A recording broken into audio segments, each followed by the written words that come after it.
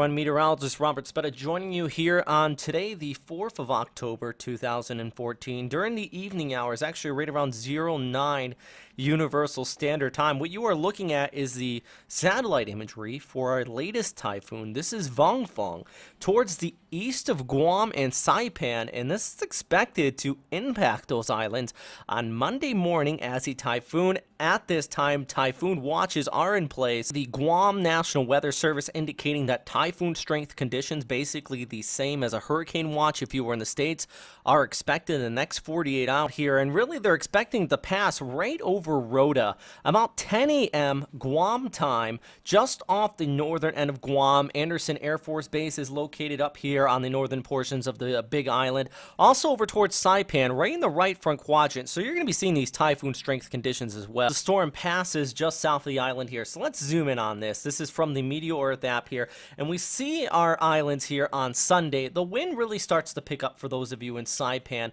by Sunday afternoon to the evening hours. But it's not really until Sunday night into early Monday morning when conditions really start to hit the fan here.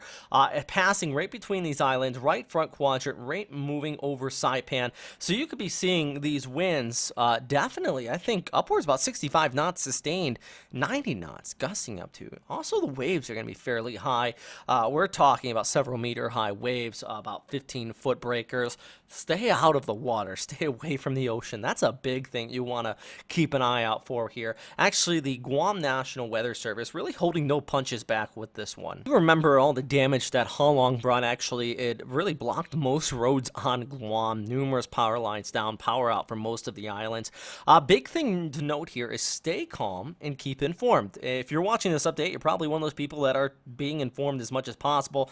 Comply with all evacuation orders. That's another thing. If you are being asked to evacuate away from a coastal area, even in some of the inland areas due to flooding, just follow it. It's always better to be safe than sorry. You just want to follow these warnings being put out here.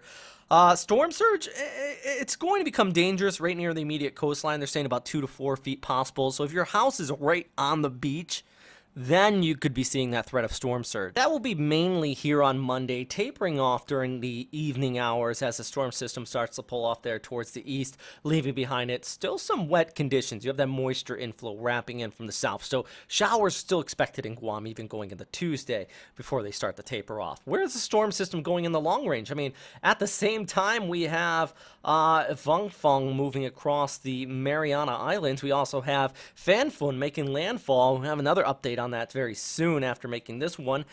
But as far as Japan, I don't think this one is going to hit mainland Japan. Still could, though. There's a lot of time to still watch this, a lot of dynamics in place. The ECMWF model actually taking this more on a westerly track. The GFS and NavGem swing it off there towards the north in a recurvature type of scenario. That's the GFS right here, and I'll switch it up and show you the NavGem. These are just 3 different models showing you 2 different outputs. One keeping it down towards the south, and this one keeping it off towards the north. If you remember with Fanphone, about a week ago, we had a very similar problem. There was this split in the model runs, also split in the agencies here. The JMA taking it farther towards the west and south of the southern Japanese islands, while the Joint Typhoon Warning Center, the American, having more on a westerly track and then starting to turn towards the northeast. There's a lot of time to really follow this. Even in their prognostic reasoning, they're saying there is a low confidence in the long-range forecast after the storm system passes the Mariana Islands. Well, we do know it's going to be fairly strong out there. We just saw the intensification Fanphone went through. So what has changed in the upper levels over here? Not much. The sea surface temperature a little bit cooler due to upwelling, but a lot of the ingredients are in the same place where the storm system is going to be going to allow intensification. So it's going to be a big one. Right now, though, we are continuing to watch the Mariana Islands. Also, another disturbance east of the Philippines we're keeping an eye on, too. And, of course, Fanphone still tracking off here towards the north. That's all for now, though, everybody. Thanks again for watching here at WesternPacificWeather.com. Don't forget, we're going to have a live cast, 6 p.m., 09 UTC, here for Typhoon Fanphone. It's in ears Japan Sunday evening, and also Vongfong off towards the east. A lot of stuff going on, so we're probably going to be down for a few hours talking live, answering your questions. So just be ready for that. Stay safe out there.